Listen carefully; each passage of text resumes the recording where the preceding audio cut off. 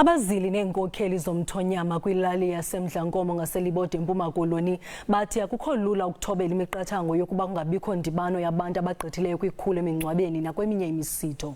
Abahlali bafumana ubunzima kumgaqo mawulandelwe wokungasondelelani kwabantu. Eliphondo linabantu ababini abafunyaniswe benentsholongwane yecorona. Ukukhungana ngexesha lokugqwala emswaneni luphawu lokubonakalisa ubuntu.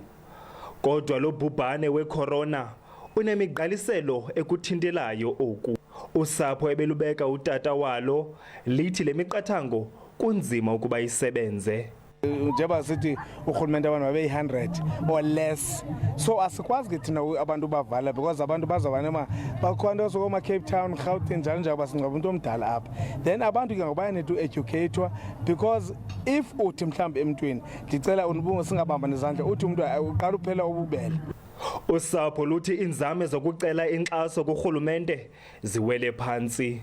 Inkosi zomthonyama nazo zithi kunzima ukuqinisekisa ukuba abantu abagqithi kumlinganiselo wekhulu. Ikomkhulu lizamile ukubaxelela abantu ngoba kukho into ekumila kunje. Kodwa alikwazanga ukuthi abantu izihlobo zalomzi mazingezi apha esingcwabeni. Abakwantsasana bathi uluntu lunendima kumele liyidlale ekuqinisekiseni ukuba impilo zabantu ziyasinda. No more than 100 people shall be allowed to gather at any point in time.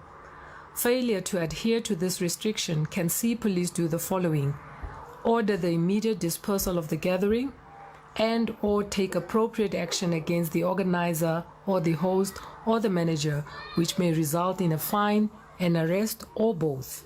Kuhlatywe ikhwelo ke nakubemi basemaphandleni bakhe bathi xa balandele le miqathango yokuzikhusela kulo bhubhane wecorona.